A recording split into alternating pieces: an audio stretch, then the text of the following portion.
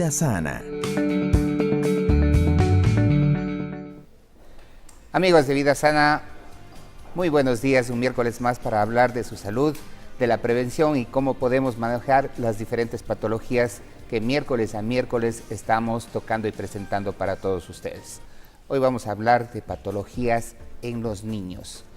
Tengo la grata presencia de la doctora María Isabel Ruilova, cardióloga infantil. Bienvenida, María Isabel. Buenos días con todos, muchas gracias doctor por la invitación y bueno, estamos aquí para hablar del corazoncito de los pequeños. Sí, vamos a hablar el día de hoy de lo que son las cardiopatías infantiles.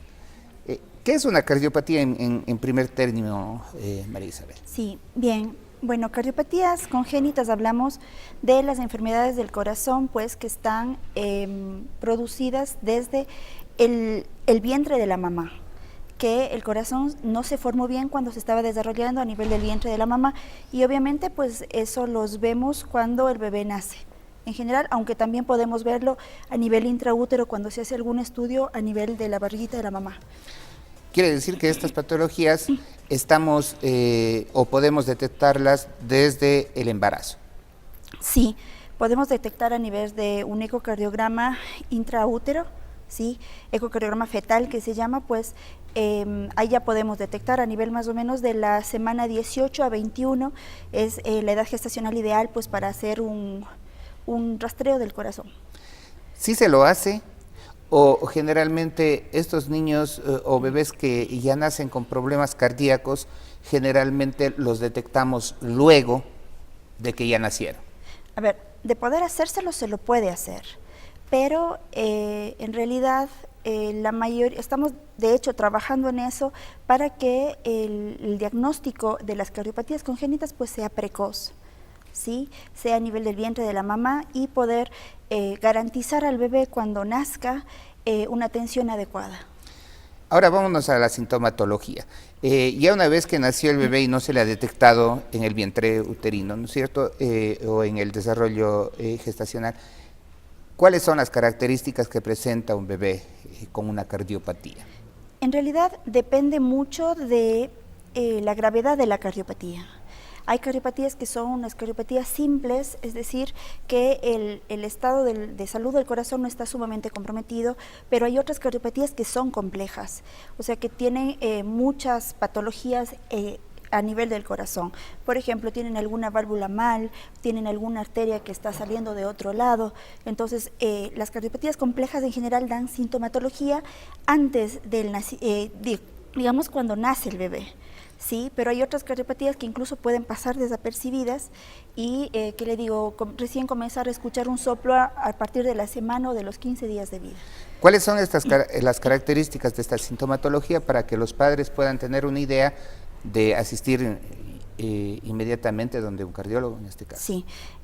Como le digo, lo más importante es la coloración de los labios del bebé. ¿Ya? Sí, esa es una cosa. Otra que podemos también encontrar en los bebés, pues, es que cuando el bebé se está alimentando, se cansa mucho, o sea, succiona 2 veces y se agita y está, o sea, el pechito se le agita mucho.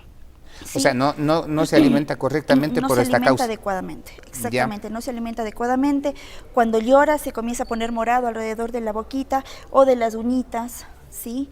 También, cuando llora el progreso de peso no es del adecuado. En general, cuando el bebé nace se hace un control a la semana o a los 15 días de vida y se supone que ya debe recuperar a los 10 días el peso del nacimiento, porque normalmente bajan un poquito y luego vuelven a subir. Ya. Pero el bebé no tiene un buen progreso de peso. Entonces, si pasa eso, si se pone morado, si se agita, pues uno tiene que comenzar a sospechar, y más aún si el pediatra a la auscultación le escucha ya un soplo de bebé, pues uno tiene que comenzar ya a sospechar de una cardiopatía congénita asociada. Usted ha mencionado el soplo ya en 2 ocasiones en esta entrevista. Es una de las cardiopatías que podemos encontrar en bebés, ¿verdad? El soplo es un signo que nosotros escuchamos en una cardiopatía. Ya. No siempre todos los soplos que nosotros escuchemos con el estetoscopio significan patología cardíaca, pues hay unos soplos que se los llama soplos funcionales o soplos benignos, en los cuales el corazón estructuralmente está sano, no requiere ningún tratamiento, no requiere ninguna medicación. Este sonido va a desaparecer conforme el bebé llega a la adolescencia, a la niñez, adolescencia. En cambio, los soplos patológicos tienen otras características. Son soplos que son mucho más fuertes, se escuchan mucho desde más pequeñitos, ¿sí?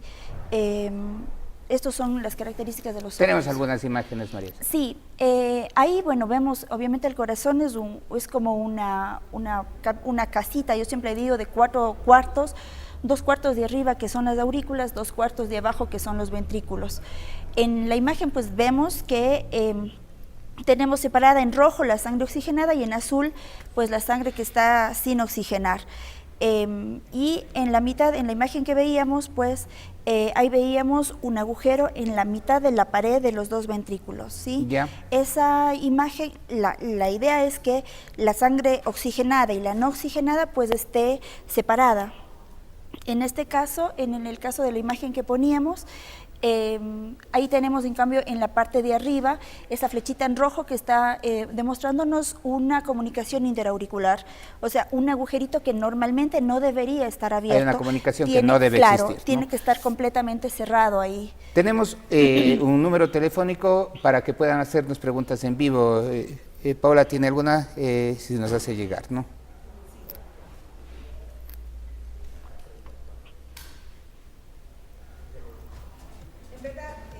Tengo una pregunta que acaba de llegar en vivo en este momento y dice, ¿qué pasa cuando me dijeron que mi hijo tenía un soplo inocente?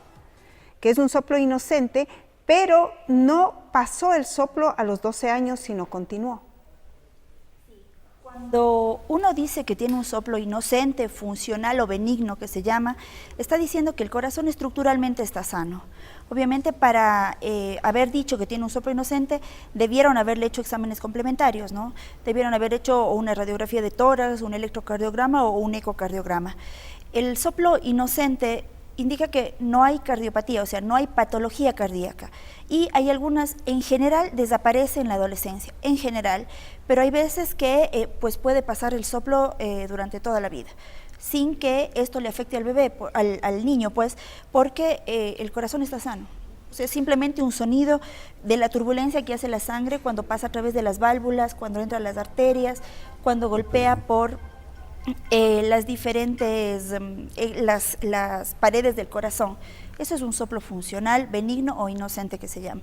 No pasa nada, no hay que hacer ningún estudio, el niño puede tener una vida absolutamente normal, actividad física normal, actividad física de alta competencia, incluso si quiere, si es que nosotros estamos seguros de que se trata de un soplo funcional, o benigno o inocente.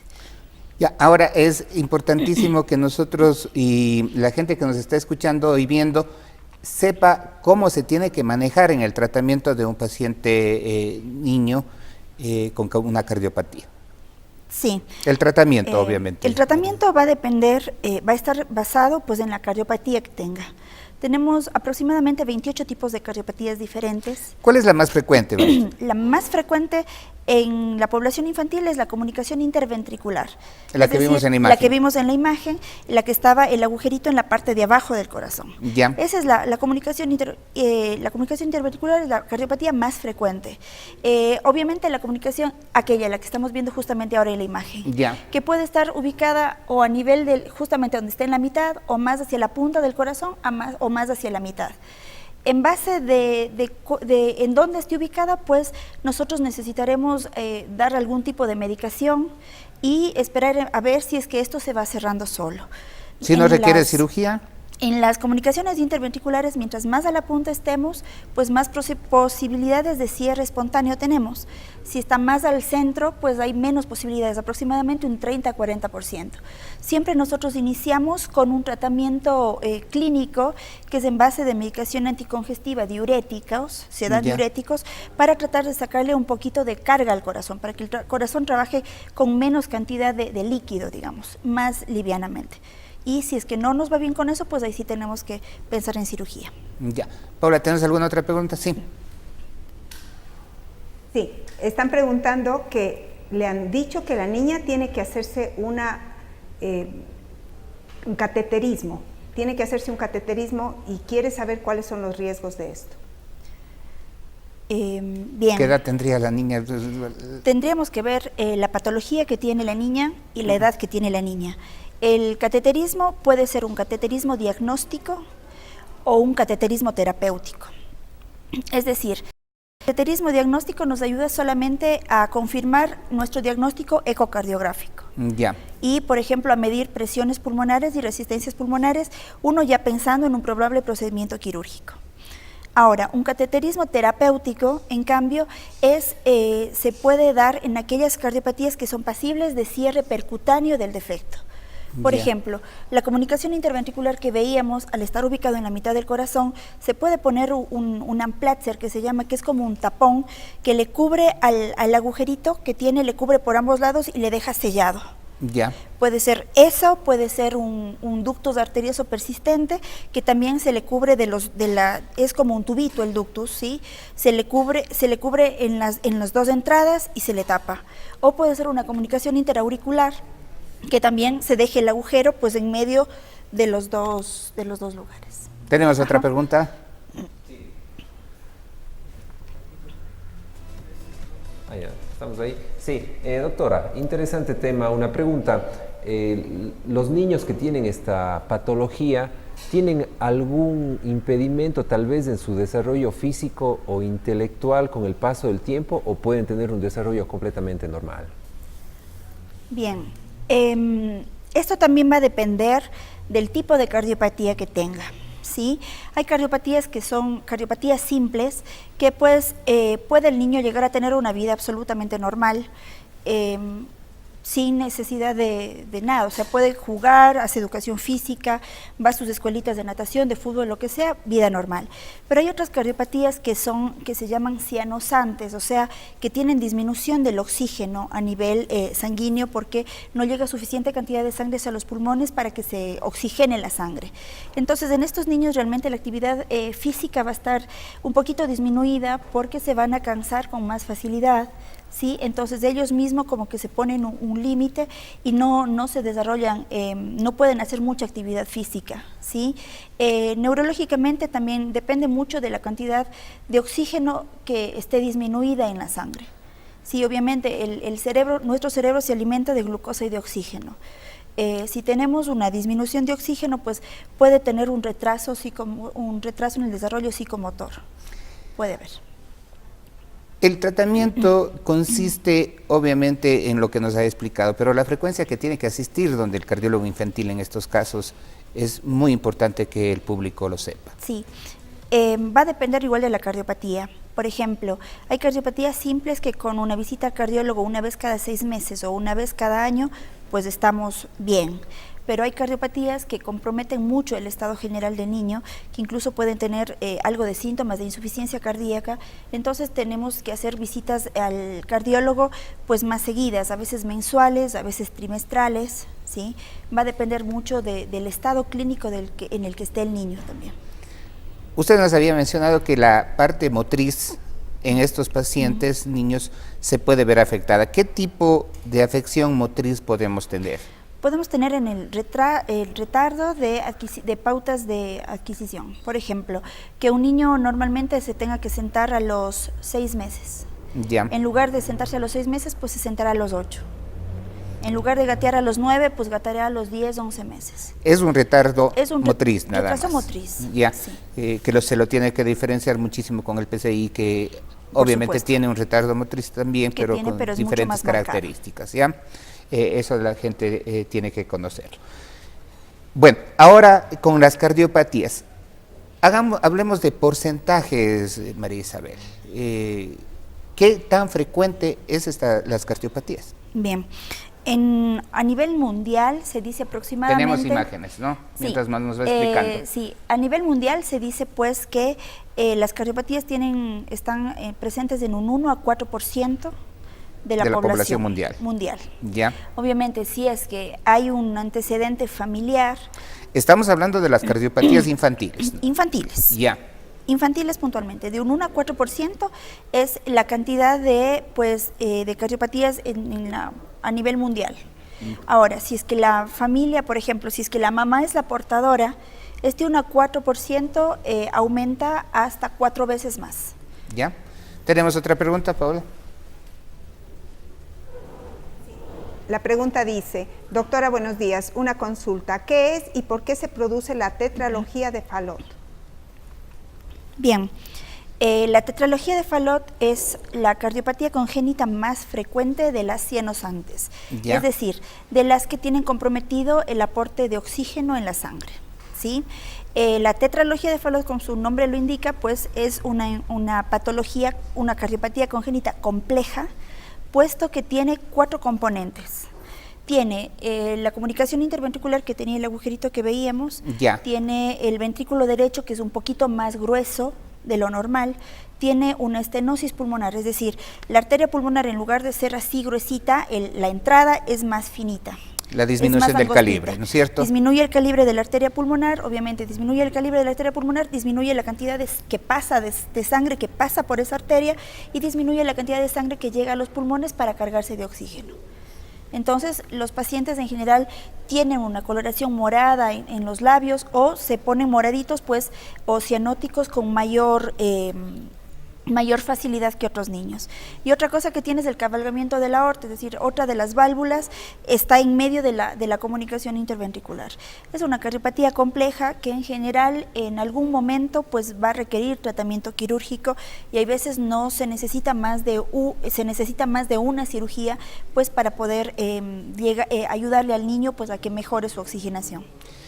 La situación, ya para terminar, porque en producción me están pidiendo que terminemos.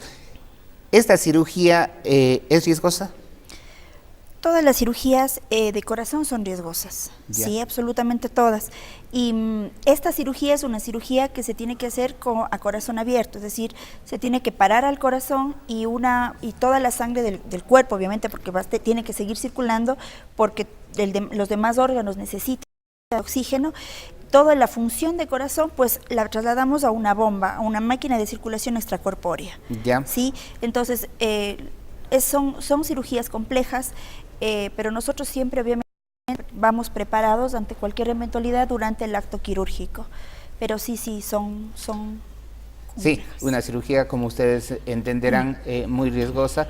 Pero tenemos ya la oportunidad de que estas cirugías se estén dando en el Hospital Vicente Corrales, como nos dijo fuera de cámara, ¿no es cierto, Marisa? Sí, ya, gracias a Dios, luego de un trabajo de 9 meses, de labor ardua, obviamente, de las autoridades del hospital y de un grupo de aproximadamente de 15 subespecialistas pediátricos, obviamente apoyados con todos por ejemplo, el banco de sangre, el laboratorio, imagenología, muchas personas han puesto el hombro, pues, y gracias a Dios este proyecto ha salido adelante y el día 23 de julio ya realizamos nuestra primera cirugía corazón abierto en una nena de 7 años, que cumplió 7 años, se fue de alta a los 8 días, perfectamente bien.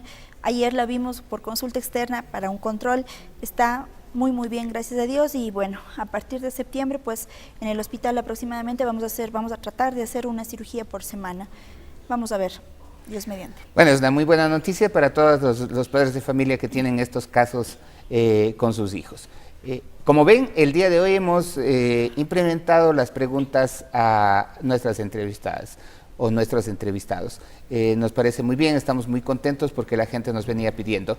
Se nos acabó el tiempo, les invitamos a una nueva programación como esta el próximo día miércoles. Muchas gracias por su presencia, María Isabel. No, muchas gracias a ustedes. Un placer. Que pasen bien, chao.